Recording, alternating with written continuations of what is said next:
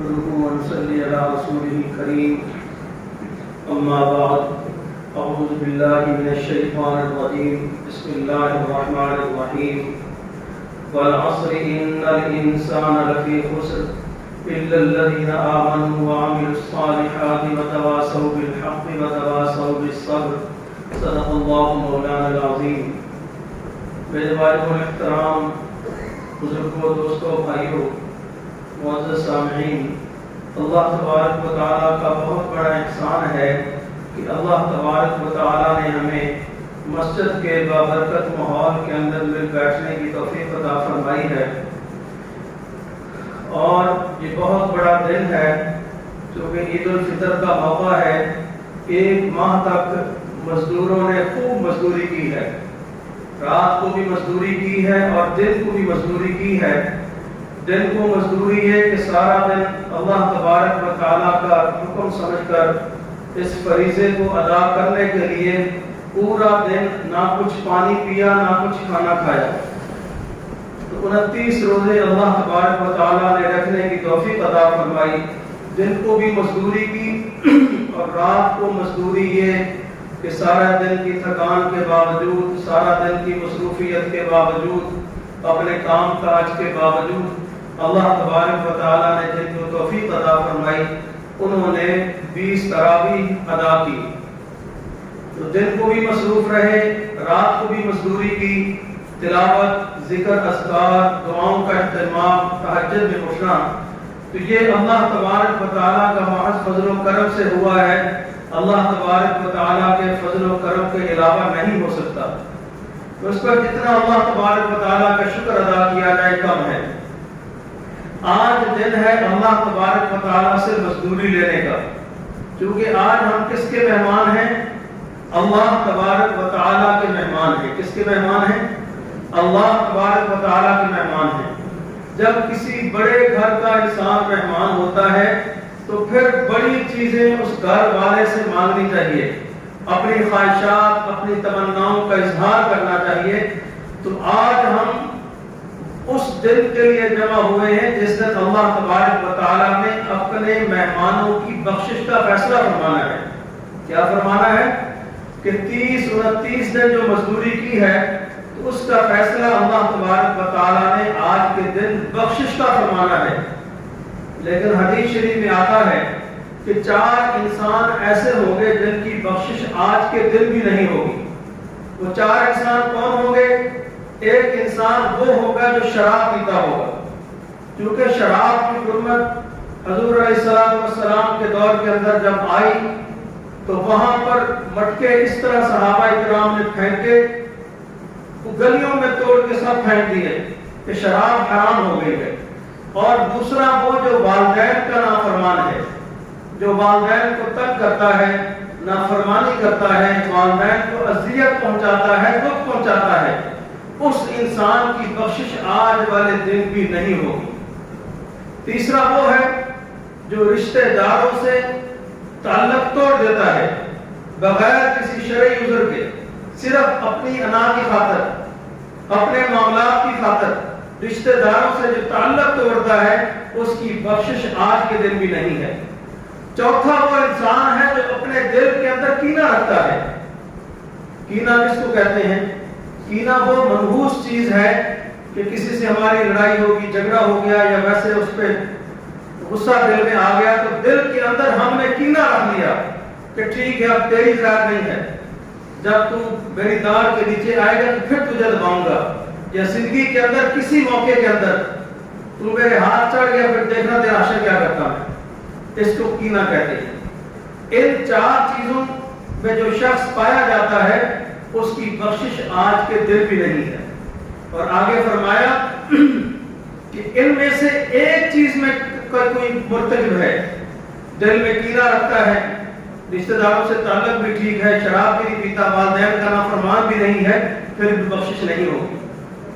اگر صرف والدین کا نافرمان ہے، باقی 3 چیزیں نہیں، پھر بھی بخشش نہیں ہوگی. شراب پیتا ہے، باقی 3 چیزیں نہیں، پھر بھی بخشش نہیں ہوگی. رشتہ داروں سے قطع تعلقی کرتا ہے، باقی 3 چیزیں نہیں ہیں، پھر بھی بخشش نہیں ہوگی. تو اس لیے اللہ تبارک و تعالیٰ سے دعا فرمائیں کہ اللہ تبارک و تعالی ہمیں ان 4 چیزوں سے بچنے کی توفیق عطا فرمائے. کیونکہ رمضان مبارک کے مبارک مہینے کے اندر ہم گناہ بھی نہیں کرتے، ہم نماز بھی پڑھتے ہیں، ہم روزے بھی رکھتے ہیں، تلاوت بھی کرتے ہیں، ذکر و اذکار بھی کرتے ہیں، لیکن اصل چیز ہے کہ رمضان مبارک کے بعد بھی وہی روٹین ہونی چاہیے. یہ نہیں کہ رمضان مبارک گزر گیا تو روٹین ختم. میرے بھائیو ایسا نہیں ہونا چاہیے. آج کا دن بہت قیمتی دن ہے. ایک تو آج کے دن ہم نے اللہ تبارک و تعالیٰ سے دعا کرنی ہے، کیونکہ ہم اللہ کے مہمان ہیں. کس کے مہمان ہیں؟ اللہ کے مہمان ہیں. کسی سندکار کے، کسی ذمہ دار کے، کسی بڑے منسٹر، سرکاری آفیسر، آرمی آفیسر، کسی بیوروکریٹ کے مہمان نہیں ہیں. ہم اللہ تبارک و تعالیٰ کے مہمان ہیں. تو اللہ تبارک و تعالیٰ سے جو آج کے دن مانگیں گے اللہ تبارک و تعالیٰ عطا فرمائیں گے. اور آج بخشش کے فیصلے ہوتے ہیں. تو میں نے آپ حضرات کے سامنے سورۃ العصر کی تلاوت کی تھی کہ اللہ تبارک و تعالیٰ فرماتے ہیں کہ قسم ہے زمانے کی انسان خسارے میں ہے. کیا فرمایا؟ کہ قسم ہے زمانے کی. اللہ تبارک و تعالیٰ قسم اٹھا رہے ہیں کہ انسان خسارے میں ہے. آگے فرمایا کہ سوائے ان لوگوں کے جو ایمان لائے اور اعمال صالحہ کے. ایک تو ایمان لائے، دوسرے اعمال صالحہ کیے. آگے فرمایا حق بات کی تلقین کر رہے ہیں اور صبر کی تلقین کرتے رہے. کیا فرمایا؟ اللہ تبارک و تعالیٰ نے قسم کھائی کہ میں قسم کھاتا ہوں زمانے کی کہ انسان خسارے کے اندر ہے. لیکن کون لوگ کامیاب ہیں؟ جو ایمان لائے اور اعمال صالحہ کیے. ایمان کس پہ لائے؟ اللہ تبارک و تعالیٰ کی ذات پہ ایمان لائے. نہ انہوں نے شرک کیا، نہ بدعات میں پڑے، نہ ظلم کیا، نہ کسی کا ناحق قتل کیا، نہ کسی کا مال غصب کیا، نہ سود کھایا، نہ بہنوں کا حق مارا، نہ جھوٹ بولا. تو وہ لوگ ایمان لائے اللہ تبارک و تعالیٰ پر اور اللہ کے حکموں کو مانا. اس سے مراد یہ ہے. اور آگے اعمال صالحہ کی، ایسے کیا مراد ہے؟ تو میرے بھائیو اعمال صالحہ وہ ہیں کہ جو اللہ تبارک و تعالیٰ نے جن اعمال سے منع فرمایا. شراب ہے، زنا ہے، سود ہے، حرام خوری ہے، ناپ توپ میں کمی ہے، کسی کو دھوکہ دینا ہے، کسی سے فراڈ کرنا ہے، کسی کے پاس پیسوں کو مار لینا فراڈ کر کے. تو میرے بھائیو یہ اعمال صالحہ نہیں ہے. اعمال صالحہ وہ ہیں کہ جو حضور علیہ السلام کی سیرت کا ہم مطالعہ کر کے آپ علیہ السلام کی زندگی کے مطابق اپنی زندگی گزاریں تو اس کو اعمال صالحہ کہتے ہیں. خلوت بھی ہماری ایک ہو اور جلوت بھی ایک ہو. یہ نہیں کہ لوگوں کے سامنے ہم ٹوپی پگڑی اور جناب دستار جبے کبے پہن کے بیٹھے ہوں اور تنہائی میں کچھ اور گل کھلا رہی ہیں. ایسا نہیں ہوتا. کیونکہ اللہ تبارک تعالیٰ کی جو آنکھ ہے وہ آنکھ ہے. آج ہم کیمرے کی آنکھ سے وہ ڈرتے ہیں. کیمرہ لگا ہو بالکل سٹینڈ بائی ہو کے بیٹھتے ہیں، بھائی کیمرے پہ ریکارڈنگ ہو رہی ہے. لیکن کیمرہ خراب بھی ہو سکتا ہے. اس کا ڈی وی آر سے ڈیٹا اڑ بھی سکتا ہے، ڈی وی آر چوری بھی ہو سکتی ہے، اٹھا کے لے جائے تو ڈیٹا ختم. لیکن میرے بھائیوں اس آنکھ سے ڈرو جو آنکھ عرش سے لے کر فرش تک دیکھ رہی ہے اور 24 گھنٹے دیکھ رہی ہے. جس آنکھ کو نہ اونگ آتی ہے نہ نیند آتی ہے. اللہ تبارک و تعالیٰ کو نیند آتی ہے، اونگ آتی ہے. میرے بھائی اس آنکھ کو، اس شخصیت کو، اس ہستی کو، اس رب کو، اس اللہ کو نہ اونگ آتی ہے نہ نیند آتی ہے. تو اس لیے ہمیں جب ہم گناہ کرتے ہیں سمیت میرے، جب ہم گناہ کرتے ہیں اس وقت ہمیں سوچنا چاہیے کہ وہ آنکھ دیکھ رہی ہے جس آنکھ کے سامنے کوئی پردہ نہیں ہے. اس لیے ہم نے اعمال صالحہ کرنے ہیں. ایک تو ایمان لائے اللہ تبارک و تعالیٰ پر، اور ایمان اس شکل کے اندر لائے کہ اللہ کے حکموں کو پورا کرنا ہے. امر بالمعروف نہی عن المنکر، امر بالمعروف نہی عن المنکر، اس پر ہم نے زندگی گزارنی ہے. حضرت امام شافعی رحمہ اللہ فرماتے ہیں یہ اتنی قیمتی سورت ہے سورۃ العصر کہ اگر یہ ایک اللہ تبارک و تعالیٰ نے اتار دی، اگر اسی پر ہم لوگ عمل کریں تو باقی سورتوں کی ضرورت ہی نہیں تھی۔ تو اس لیے سورۃ العصر بہت قیمتی سورت ہے۔ اس میں 4 چیزیں اللہ تبارک و تعالیٰ نے ارشاد فرمائی ہیں کہ سوائے ان 4 لوگوں کے کہ جو ایمان لائے، ایمان لانا کافی نہیں ہے، بلکہ پورے قرآن پاک میں اللہ تبارک و تعالیٰ نے جہاں ایمان کا ذکر کیا ہے وہاں اعمال صالحہ کا بھی ذکر فرمایا ہے۔ جہاں اعمال وہاں اعمال صالحہ، اللہ تبارک و تعالیٰ کے احکامات کے مطابق زندگی بسر کی۔ اللہ تبارک و تعالیٰ کے احکامات کو ماننے کی ایک شرط ہے کہ میرا حکم پورا کرو اور محبوب علیہ السلام کی زندگی کے مطابق زندگی گزارو۔ آگے فرمایا اللہ تبارک و تعالیٰ نے کہ قرآن پاک میں قسم کھا کر فرمایا اللہ تبارک و تعالیٰ نے کہ ایمان والے نہیں ہو سکتے جب تک آپ علیہ السلام کو ہر بات پر فیصل تسلیم نہ کریں۔ ایمان والے وہ نہیں ہو سکتے جب تک ہر بات پر محبوب علیہ السلام کو اپنا فیصل تسلیم نہ کریں، اپنا ثالث تسلیم نہ کریں۔ یعنی کہ آپ علیہ السلام کی زندگی کے مطابق اگر ہم زندگی نہیں گزاریں گے تو فیصل نہیں ہو سکتے، ثالث نہیں ہو سکتے۔ تو اس لیے میرے بھائیوں، ہم نے 24 گھنٹے کی زندگی، اٹھنے سے لے کر رات سوتے تک، سونے سے لے کر صبح اٹھنے تک اگر ہم سیرت نبی صلی اللہ علیہ وسلم کا مطالعہ فرمائیں تو پھر میرے بھائیوں ہم گناہوں سے بچ سکتے ہیں۔ گناہوں سے بچنے کا طریقہ کیا ہے؟ آج اگر ہمیں کوئی بیماری ہو جائے، ہارٹ کا پرابلم ہو جائے، کوئی کڈنی کا پرابلم ہو جائے، کینسر ہو جائے، کوئی اور مسئلہ کھڑا ہو جائے، تو ہم اپنے دوستوں سے 10-20 دوستوں سے مشورہ کرتے ہیں کہ آپ بتاؤ ہمیں کہ کون سا اچھا ڈاکٹر ہے، کون سا اچھا اسپیشلسٹ ہے۔ تو پھر میرے بھائی اس ڈاکٹر کی جتنی بھی فیس ہم پے کرتے ہیں، پے کرنے کے بعد اس ڈاکٹر سے چاہے جتنی بھی فارغ اٹھانی پڑے ہم اٹھاتے ہیں، لیکن ڈاکٹر سے ضرور ملتے ہیں۔ تو اس لیے میرے بھائیوں، اعمال صالحہ اور نیک اعمال کے لیے ہمیں اللہ والوں کی مجالس میں بیٹھنا چاہیے، اہل اللہ کے پاس جانا چاہیے، ہمیں کسی اللہ والے کے ہاتھ میں بیعت کرنی چاہیے، ان کی مجالس میں بیٹھنا چاہیے۔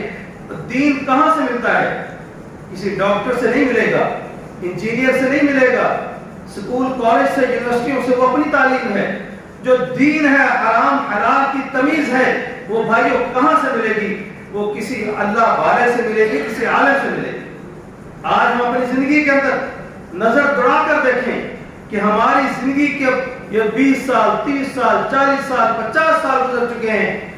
میں ایک جگہ گیا تو ایک بزرگ تھے، ہمارے دوست تھے، ان کے والد محترم تھے، واش روم 74 سال عمر ہے ان کی، واش روم سے نکلے، واش روم کی جوتی وہیں چھوڑی، 4-5 قدم رکھتے ہوئے اپنی جوتی پہ پاؤں رکھا، جوتی ڈالی، مصلی پہ کھڑے ہونے لگے۔ میں نے کہا بزرگوں ٹھہر جاؤ، یہ کیا فرش پاک ہے؟ نہیں کہتے نہیں۔ تو میں نے کہا آپ نے واش روم کی جوتی واش روم میں اتاری، 1 قدم واش روم میں رکھا، 3 قدم باہر رکھے، 4تھا قدم جوتے میں رکھا، پھر مصلی پہ آ رہے ہیں، کیا آپ کے گیلے پاؤں پاک ہو گئے یا ناپاک ہو گئے؟ کہتے یہ تو بات، پریشان ہو گئے، ناپاک ہو گئے پاؤں۔ میں نے کہا جب پاؤں ناپاک ہو گئے تو نماز کیسے ہوگی؟ 74 سال عمر ہے لیکن مسائل کا پتہ نہیں۔ خواتین بڑی بڑی عمریں گزر جاتی ہیں۔ میرے پاس اس دن ایک خواتین کو چھائی پیشنٹ، تو بڑی عمر کی تھی باجی، ہاتھوں پہ نیل پالش، پاؤں پہ نیل پالش۔ میں نے یوں دیکھا تو نظر پڑی تو میں خاموش، وہ پاؤں یوں کرنے لگی، ہاتھ بھی چھپا لیا اس نے۔ تو میں نے سارا جب بات اس کی سنی، بات کر کے میں نے کہا باجی نماز پڑھ رہی ہیں آپ؟ جی میں نماز پڑھ رہی ہوں۔ میں کہا آج پڑھی تھی؟ ہاں جی کل بھی پڑھی تھی۔ تو میں نے کہا یہ نیل پالش کب سے لگائے ہیں آپ نے؟ وہ خاتون کہنے لگی یہ تو 1 مہینہ پہلے ایک شادی تھی، اس کو کیسے لگے ہو؟ اور کلیم کیا ہے کہ گھر میں خیر و برکت نہیں ہے، بچے آپس میں لڑتے، یہ کلیم ہے ان کا۔ گھر میں کیا خیر و برکت نہیں ہے، بچے آپس میں لڑ رہے ہیں، یہ کلیم کر رہی ہے۔ میرے بھائی بتاؤ، جب گھر کی سربراہ جس نے کھانا بھی بنانا ہے، جس نے शरबत भी बना के देना है रोजेदारों को, खुद भी रोजा रखा हुआ है। वो जब नापाक होगी, वजू उसका नहीं होगा, गुस्ले जनाबत होगी, नापाकी की हालत में होगी, तो बताओ घर में क्या खैर बरकत होगी। अब ये चीजें सीखने के लिए अल्लाह वालों से राब्ता कीजिए।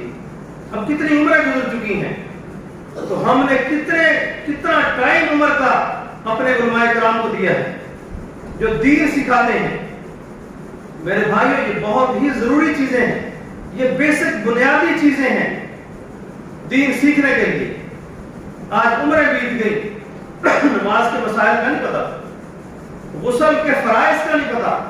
उसे एक प्रोफेसर साहब एक मजलिस के अंदर बात सुना रहे थे, कहते हैं मैं कॉलेज में पढ़ाता हूँ, तो मैंने पूरी क्लास में पूछा, सब बालग लोगों की क्लास से बच्चे नहीं थे, कि गुस्ल के फराइज बताओ। कहते एक दो के अलावा शायद किसी को नहीं पता था। ये बहुत बड़ा अलमिया है हमारे माशरे का, और ये वो बात है जो हम आज बयान नहीं करते। हम शर्म महसूस करते हैं कि जो मेरी इतनी उम्र है मैं कैसे दीन सीखूं। मेरे भाइयों, याद रखना, कब्र के अंदर जो सवाल होगा उम्र का नहीं होगा। वो जी हम तो अनपढ़ थे, इतना दीन सीखना फर्ज ऐन है कि जिसमें हराम हलाल का हमें पता चल जाए। इतना दीन सीखना फर्ज ऐन है। कुरान पाक तजवीद के साथ पढ़ना ही फर्ज ऐन समझ लें आप, क्योंकि कुरान पाक तजवीद के साथ नहीं पढ़ेंगे, अगर गलत पढ़ेंगे तो मानी बदल जाएंगे। जब मानी बदल जाएंगे तो इंसान बार दफा कुफ्र या बात मुंह से निकाल सकता है। तो इसलिए हमने एक तो दीन सीखना है, हराम हलाल का हमें पता होना चाहिए। उम्र में न शर्माए कि हमारी उम्र इतनी है, कारी साहब क्या कहेंगे। मेरे भाइयों, कब्र में सवाल का जवाब नहीं होना। आज हमें कुछ प्रॉब्लम होती है तो हम फौरन उसके मुतल्लिका बंदे के पास जाते हैं, जाकर दुजान होके बैठते हैं, यूं हाथ बांध के बैठते हैं, और ये हमें समझ नहीं आ रही। फैसलाबाद के अंदर एक फैक्ट्री में मुझे बुलाया, दोस्त थे हमारे, टाइल्स की फैक्ट्री, उन्होंने 5 अरब का प्रोजेक्ट था। अब वो तकरीबन 2-3 मरले में छोटा सा पैनल था, दरमियान में इटालियन मशीन थी, इटालियन इंजीनियर थे, वो ना चले उनसे। वो इटालियन ने कहा, उसने कहा कि ये तो बहुत जदीद मशीनरी है, तो आप किसी स्पिरिचुअल डॉक्टर को बुलाएं। कहते मेरा दिमाग काम नहीं कर रहा। खैर गया, वहां पढ़ाई की, दम किया, अल्लाह तबारक व तआला ने इज्जत रखी, अल्लाह ने मदद फरमाई, मशीन चल पड़ी। तो आज हम दीन सीखने के लिए क्यों शर्म करते हैं। मेरे भाइयों, याद रखो, बच्चों का सवाल वालिदैन से होगा, बीवी का सवाल शौहर से होगा, बहनों का सवाल भी भाइयों और वालिदैन से होगा जिनको दीन नहीं आता। बुनियादी बातें जो है, आमाले सालिहा क्या है, यही चीज है। वक्त तो खत्म हो गया, बहुत सारी बातें थी अभी। मैं एक हदीस शरीफ 2 सुनाता हूं आपको कि आप अलैहिस्सलाम ने इरशाद फरमाया कि एक वक्त आएगा, क़यामत की निशानियां फरमा रही हैं कि एक वक्त आएगा, शराब आम होगा, जिना आम होगा, वालिदैन की नाफरमानी आम होगी। ये कोई इतनी सआदत वाली बात नहीं है, एक बहुत बड़ा तमगा नहीं मिलता। जो लोग आज जिना करते हैं और खुश होते हैं, लो जी ये तो हमने ये गुनाह किया है। मेरे भाइयों, लोगों को गवाह मत बनाओ, शराब के करीब मत जाओ, जिना के करीब मत जाओ। आगे फरमाया कि वालिदैन के नाफरमान होंगे। आज कितनी लोग मेरे पास आते हैं, वो लंबी तफसीर है, उसमें नहीं जाना चाहता। कितने बूढ़े वालिदैन हैं जो आज रोडों पर हैं, जवान औलाद ने घर से निकाल दिए। नाफरमानी है, तो बीवी के कहने पर, वो अपने मिजाज के खिलाफ है, कोई कुछ है, कोई कुछ है, वालिदैन रुल रहे।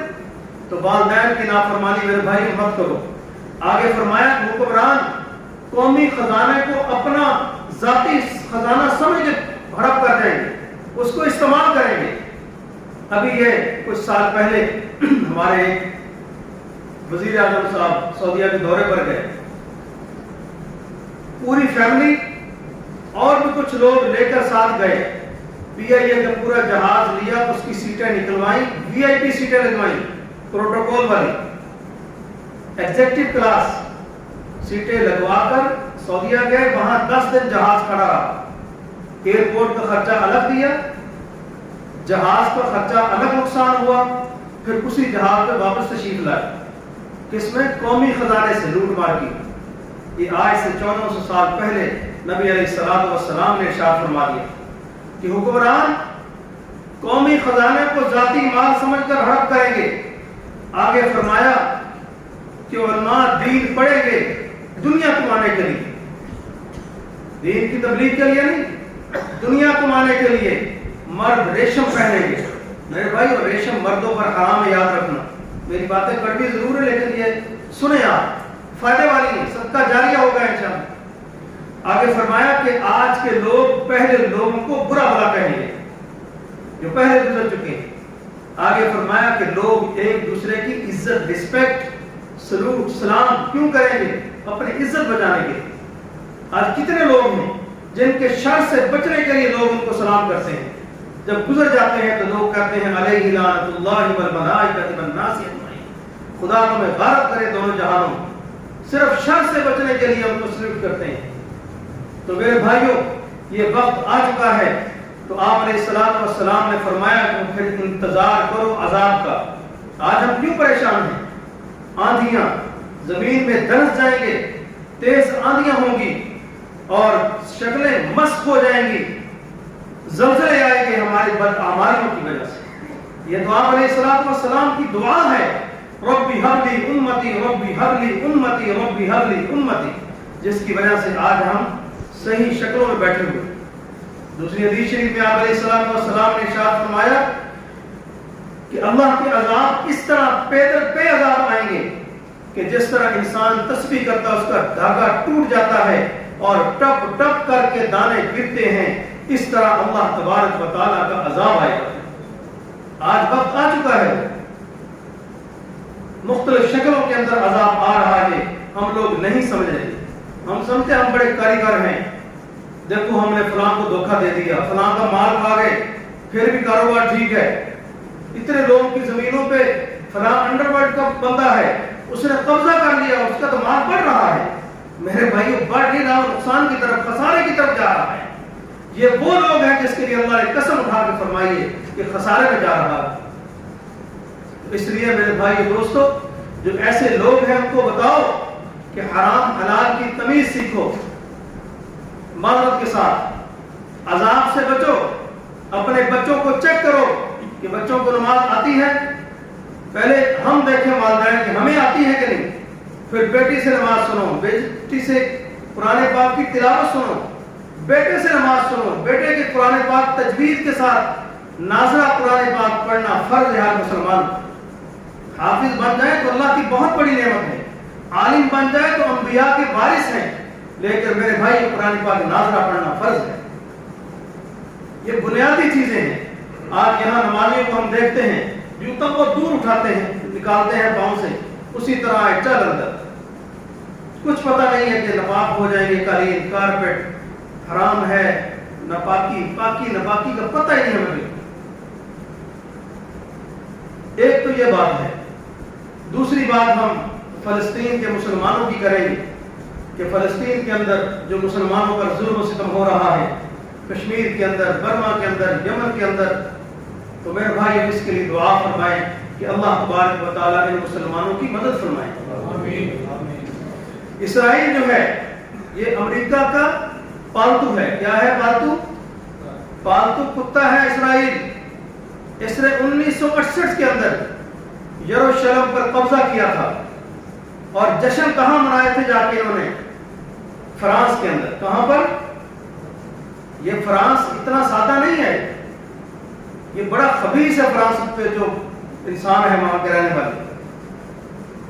1968 کے اندر جب 3 علاقوں پر اسرائیل نے فلسطین کے قبضہ کیا تھا, اس وقت ان اسرائیلیوں نے, یہودیوں نے جا کر کہاں جشن منایا تھا؟ فرانس کے اندر. اور اس وقت کا جو اسرائیلی صدر تھا اس نے ایک بات کہی تھی, بڑی تاریخی بات ہے, وہ ہمارے لیے ہے, خصوصاً پاکستان والوں کے لیے. اس نے کہا تھا ہمیں پوری دنیا کے 55 کے قریب اسلامی ملک ہیں, کسی سے خطرہ نہیں ہے, خطرہ ہے تو ہمیں صرف پاکستان سے خطرہ ہے. ہم اپنی افواج کو سلام پیش کرتے ہیں، ہم سلامتی کے اداروں کو سیکیورٹی کے اداروں کو سلام پیش کرتے ہیں کہ جن سے آج اسرائیل جیسا یہودی 1968 کے اندر کام رہا تھا کہ ہمیں خطرہ ہے تو پاکستان سے خطرہ اور کسی سے نہیں ہے۔ اس وقت تو میرے بھائیو پاکستان ایٹمی قوت بھی نہیں بنا تھا، یہ تو ابھی ایٹمی قوت بنا ہے۔ آج بھی 3-4 دن پہلے فرانس کے وزیر اعظم یا کسی بڑے ذمہ دار کسی عہدیدار نے کہا ہے، اس نے کہا کہ جتنا مسلمانوں کو مار سکتے ہو مارو وہاں پر القدس کے اندر۔ یہ جب سے بوسنیا کی جنگ شروع ہوئی تھی، سربیا نے جب بوسنیا پہ حملہ کیا، بوسنیا کی تاریخ شاید آپ کو نہیں پتا ہے کہ وہاں پر کتنا ظلم کیا تھا سربیا کے لوگوں نے، ان عیسائیوں نے، یہود و نصارہ نے۔ تو میرے بھائیوں آج وہ صلیبی جنگوں کا آغاز اس وقت سے ہو چکا تھا، صلیبی جنگوں کا آغاز ہو چکا ہے، اور یہ جو نیو ورلڈ آرڈر کا پروگرام ہے ان کا، اس پر عمل درآمد کر رہے ہیں۔ لیکن یہ بھول ہے اسرائیل کی، امریکہ کی، اسرائیل کی اور یورپین یونین کی بھول ہے۔ ان کو نہیں پتا کہ یہ لوگ شہادت کو کس طرح گلے لگاتے ہیں۔ یہ لوگ تو دعائیں مانگتے ہیں، اللہم ارزقنی شہادتا فی سبیل۔ تو میرے بھائی ان کو نہیں پتا کہ شہادت میں مزہ کیا ہے۔ حدیث شریف میں آتا ہے، جناب نبی کریم صلی اللہ علیہ وسلم نے ارشاد فرمایا کہ جب مجاہد اس وقت تک شہید نہیں ہوتا جب تک اپنا مقام دیکھ نہ لے، مقام جب تک دیکھ نہ لے میرے بھائی اس کو شہادت نہیں ملتی۔ غازی علم الدین شہید کو کسی نے کہا تھا کہ ایک دفعہ انکار کر دے کہ میں نے اس کو راجپال کو قتل نہیں کیا، اس نے کیا جواب دیا تھا؟ اس نے کہا کہ میرا تو حوض کوثر پر انتظار ہو رہا ہے، میں کیسے انکار کر دوں؟ میرا زندگی میں کوئی اچھا کام ہی نہیں تھا، مغل خاندان کا تھا، وہ چودھری نہیں تھا، رانا نہیں تھا، ملک نہیں تھا، سید نہیں تھا، مغل خاندان کا تھا، لوہار کا بیٹا تھا۔ اس نے کہا کہ حوض کوثر پر انتظار ہو رہا ہے۔ میاں والی جیل میں نے دیکھی، وہاں کے دروگے نے کہا جب سے غازی علم الدین یہاں پر آیا ہے، یہاں سے نورانی لائٹ اٹھتی ہے آسمان تک، روزانہ رات کو جاتی ہے، یہ کیا ہستی ہے، کیا شخصیت ہے یہ؟ میرے بھائیو شہادت یہ چیز ہے۔ آج مسلمان جتنا ہی گناہگار کیوں نہ ہو، جتنا ہی فاسق و فاجر کیوں نہ ہو، لیکن جب میدان جہاد سجتا ہے تو یہ مسلمان پیچھے نہیں ہٹتا۔ یہ بھول ہے اسرائیل کو۔ افغانستان کی سرزمین پر روس آیا تھا چند دنوں کے لیے کہ میں رونتا ہوا افغانستان کو کراچی کے ساحل اور گوادر کے گرم پانیوں تک پہنچوں گا، لیکن میرے بھائی اور چشمے فلک نے وہ داستان دیکھی کہ 1979 کے اندر، 89 کے اندر جب روس آیا اور اس کے اتنے ٹکڑے ہوئے کہ دنیا کی سپر طاقت کے ٹکڑے ہو گئے اور 13 کے 14 ٹکڑوں کی شکل میں روس بکھر گیا سا۔ اتنا مارا افغانوں نے، اور وہ لوگ تھے جو نہتے تھے، ٹوٹی چپلیں ہیں، ٹوٹی ہوئی بندوقیں ہیں اور خنجر دیے ہاتھ میں جناب چلتے تھے، جہاں روسی ملتا اس کو ذبح کر دیتے تھے۔ اس کے بعد آج سے 18 سال پہلے جب افغانستان کی سرزمین پر امریکہ نے قدم رکھا، کتنے بڑے بڑے B-52 طیارے لے کر آیا اور نیٹو 42 تقریباً 42 ملکوں کی فوج آج وہ بھی دھول چاٹ کے واپس جا رہے ہیں، معافیا مانگ رہے ہیں کہ اپنے خدا کے واسطے ہمیں کچھ نہ کریں، ہمیں واپسی کا راستہ دے دو۔ وہ کہتے ہیں ہمیں 6 ماہ ٹائم دے دو، وہ کہتے ٹائم نہیں ہے، وہ کہتے ہیں ہمیں یہاں سے مال نکالنے دو، اربوں ڈالر کا اسلحہ ہے، کتنا ہے؟ اربوں ڈالر کا اسلحہ ہے، یہ لمبی بحث ہے۔ وہ کہتے ہیں ہمیں اٹھانے دو، وہ مرد قلندر کہتے ہیں ہمارا مال غنیمت ہے، ہمارا حق ہے، تم یہاں سے اس کو نہیں لے جا سکتے۔ وہ کہتے ہیں ہم لے جائیں گے، وہ کہتے ہیں ہم خود کچھ کریں گے، لے کے جاؤ، تم دیکھو کہاں سے لے کے جاؤ، ہم بم باندھ کر گاڑیوں سے ٹکرائیں گے۔ میرے بھائیو یہ قوم ہے، اسرائیل کی بھول ہے، امریکہ کی بھی بھول ہے۔ تو اس لیے ہم اور اس وقت کچھ نہیں کر سکتے، ان مسلمانوں کے لیے ہر نماز میں دعا ضرور کریں، جہاد کی تیاری کریں، ہم اپنے حکمرانوں سے کہتے ہیں کہ یہ ساری قوم اس کا جہاد کے لیے تیار ہے، نوجوان جہاد کے لیے تیار ہیں، ایک دفعہ حکم تو کرو ہمیں، وَأَعِدُّوا لَهُم مَّا اسْتَطَعْتُم مِّن قُوَّةٍ مِّن رِّبَاطِ الْخَيْلِ تُرْهِبُونَ بِهِ عَدُوَّ اللَّهِ وَعَدُوَّكُمْ۔ تیاری مکمل ہے، آج ہمارا شاہین میزائل اس کو بلوچستان کی پہاڑیوں پر رکھ کے مارو، سیدھا اسرائیل جائے گا، چند منٹ کے اندر پورا اسرائیل کا ملیا میٹ ہو جائے گا، یہ کچھ بھی نہیں ہے۔ ہم کتنے لوگ ہیں؟ 2.25 ارب کی آبادی ہے مسلمانوں کی، کتنی ہے؟ 2.25 ارب کی آبادی ہے، اور یہودی کتنا ہے؟ 1.25 کروڑ بھی نہیں ہے۔ اسے دنیا کی پوری معیشت کو اپنے قبضے میں رکھا ہوا ہے، 98% معیشت، 98% دنیا کا پیسہ آج یہودیوں کے قبضے میں ہے، میڈیا ان کے قبضے میں ہے، یہ جتنے بدماش حکمران ہیں انہی کے غلام ہیں۔ جمہوریت کے نام پہ جو پوری دنیا میں انہوں نے گند مچایا ہوا ہے، یہ بھی یہودیوں نے مچایا ہوا ہے۔ تو اس لیے میرے بھائیوں، میں اسی پر اتفاق کرتا ہوں، اللہ سے دعا کرتا ہوں، 11 منٹ اوپر ہو گئے، معافی چاہتا ہوں کہ اللہ تبارک و تعالی ہمیں جو کچھ باتیں کہیں اس پر آپ اور مجھے عمل کرنے کی توفیق عطا فرما۔ آخری درجہ یہی ہے میرے بھائیوں، جو آہیں اور سسکیاں اسرائیل فلسطین سے آ رہی ہیں، کہ ہم ہر وقت دعا کرتے رہیں اسرائیل کی تباہی کے لیے، اور ان مجاہدین جو وہاں پر نہتے ہیں، ہماری مائیں بہنیں بچے نوجوان جو ان کی قید میں ہیں، ان کے تشدد میں ہیں، جو شہید ہو چکے ہیں، جو ہسپتالوں کے اندر ہیں، جو زخمی ہیں، ان کے لیے دعا فرمائیں کہ اللہ تبارک و تعالیٰ ان کے لیے کوئی صلاح الدین ایوبی بھیجے، کیونکہ بابر ہمارے اسلامی ملک ہیں، جرنیل ہیں، بہت کچھ ہے، لیکن بس اللہ تبارک و تعالیٰ ان کے دل و دماغ میں ڈال دیں، فیصلہ کریں اور اسرائیل کا رخ کریں بس۔ وآخر دعوانا الحمدللہ رب العالمین۔